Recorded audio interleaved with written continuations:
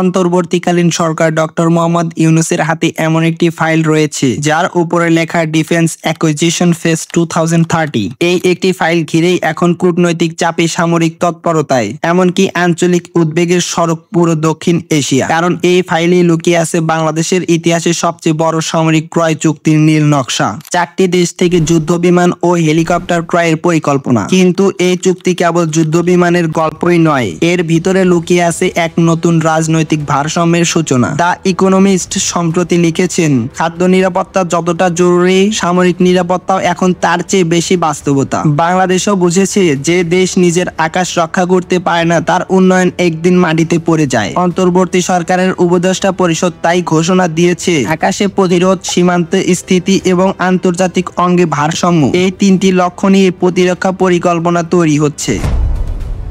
চীনের জেট-10C যুদ্ধ বিমানকে ঘিরে আলোচনা এখন বাস্তবতার পর্যায়ে। $2.2 বিলিয়ন ডিলের অধীনে বাংলাদেশ 20টি যুদ্ধ বিমান ক্রয় করেছে।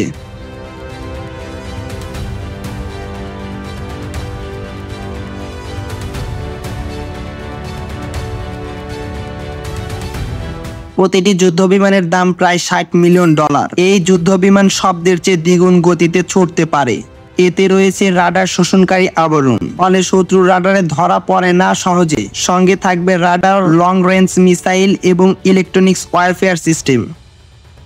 একজন সামরিক বিশেষজ্ঞ মন্তব্য করেছেন, ভারতীয় রাফায়েলের বিকল্প হিসেবে এই জে-10C বেছে নিয়েছে বাংলাদেশ, আর সেটি ভারতের জন্য কৌশলগত ধাক্কা। চায়না মিলিটারি অবজারভার জানিয়েছে, বাংলাদেশ হবে দক্ষিণ এশিয়ার প্রথম দেশ যে চীনের জে-10C ও WS ইঞ্জিনের সমন্বয়ে নিজস্ব রক্ষণাবেক্ষণের ক্ষমতা গড়ে তুলবে। ঢাকায় সামরিক বিশেষজ্ঞরা বলেছেন, এটি কেবল বিমান ক্রয়ই নয়, বরঞ্চ ট্যাকটিক্যাল ইন্টিগ্রেশন, যেখানে পাকিস্তান, চীন ও বাংলাদেশ একই প্রযুক্তির ছাতার নিচে চলে আসছে। ইতালির সঙ্গে বাংলাদেশের এই চুক্তিকে বিশেষজ্ঞরা বলেছেন, এটি একটি ভূ রাজনৈতিক মাইলফলক। কারণ ইউরোফাইটার টাইফুন, যা ইউরোপের 4টি দেশ ইতালি, জার্মানি, যুক্তরাষ্ট্র, স্পেন যৌথভাবে তৈরি করেছে, এখন বাংলাদেশের আকাশে উড়তে চলেছে।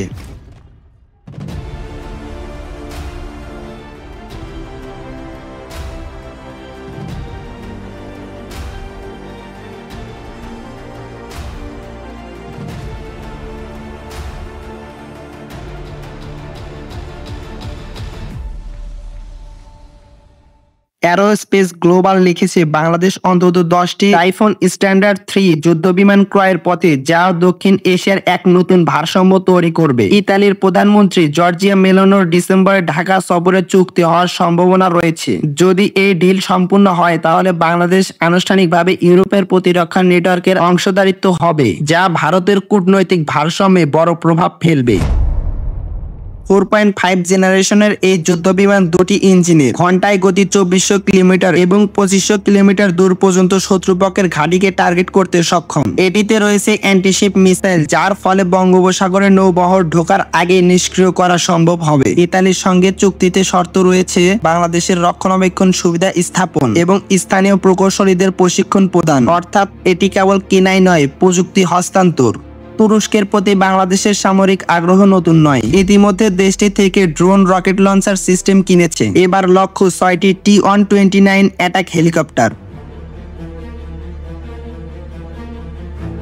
কিন্তু বাস্তবতা বলছে এই ডিলটি এখনো কাগজে বন্দী। হেলিকপ্টারগুলোর ইঞ্জিন CTS-800A, যা যুক্তরাষ্ট্রের কোম্পানি হানিওয়েল ও রোলস রয়েস যৌথভাবে তৈরি করেছে। এই ইঞ্জিন তৃতীয় দেশের কাছে রপ্তানি করতে হলে ওয়াশিংটনের অনুমতি লাগে, আর যুক্তরাষ্ট্র এখনো সেই অনুমতি দেয়নি। পাকিস্তান 4 বছর আগে একই হেলিকপ্টারের জন্য টাকা পরিশোধ করেও এখনো ডেলিভারি পায়নি। আল মনিটর বলছে, তুরস্কের প্রতিরক্ষা শিল্প যুক্তরাষ্ট্রের অনুমতি ছাড়া তৃতীয় দেশটিতে T-129 বিক্রি করতে পারবে না। পাকিস্তান ও চীনের যৌথ উদ্যোগে তৈরি যে F-17 ব্লক 3 এখন বাংলাদেশের পরবর্তী বিবেচনায়। প্রাথমিকভাবে 32টি যুদ্ধবিমান ক্রয়ের পরিকল্পনা চলছে, প্রতিটির মূল্য প্রায় $15 থেকে $20 মিলিয়ন।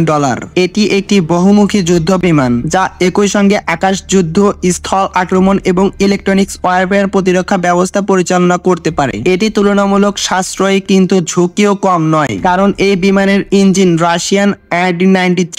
রাশিয়া বর্তমানে পশ্চিমা নিষেধাজ্ঞায় বিধ্বস্ত, ফলে ইঞ্জিন ও স্পেয়ার পার্টস পাওয়া অনিশ্চিত। পাকিস্তান ইতিমধ্যেই এই সংকটে ভুগছে, তাদের বেশ কিছু বিমান গ্রাউন্ডেড। তবে বাংলাদেশ এখন একটি বিকল্প ভাবছে, চীনের WS ইঞ্জিন ব্যবহার। এতে করে J-10C ও JF-70 উভয় বিমানের রক্ষণাবেক্ষণ একই অবকাঠামোতে করা যাবে। ডিফেন্স নিউজ এশিয়া লিখেছে, যদি এই ইঞ্জিন পরিবর্তন অনুমোদিত হয় তাহলে এটি হবে দক্ষিণ এশিয়ার সবচেয়ে কম খরচে সুপার এয়ারফিল্ড প্রতিষ্ঠার মডেল। এই 4টি ডিল একত্রে শুধুমাত্র সামরিক শক্তি বাড়াচ্ছে না, এটি আসলে বাংলাদেশের কূটনৈতিক কেন্দ্রীয় ঘোষণা। একজন অবসরপ্রাপ্ত ভারতীয় এয়ার মার্শাল গোপনে স্বীকার করেছেন, ঢাকা এখন কেবল নিজস্ব আকাশ রক্ষা করছে না, আমাদের উপরও নজর রাখছে। বাংলাদেশের নতুন রাডার নেটওয়ার্ক ইতিমধ্যে 400 কিলোমিটার পর্যন্ত নজরদারি করতে সক্ষম, অর্থাৎ মেঘালয়, ত্রিপুরা ও মিজোরামের আকাশে এখন কার্যত বাংলাদেশের পর্যবেক্ষণ জোনে। হিন্দুস্তান টাইমস সম্প্রতি লিখেছে, বাংলাদেশের আকাশে J-10C বা টাইফুন উড়লে ভারতীয় আঞ্চলিক আধিপত্যের ধারণা ভেঙে পড়বে। আপনার কি মতামত কমেন্টে জানান।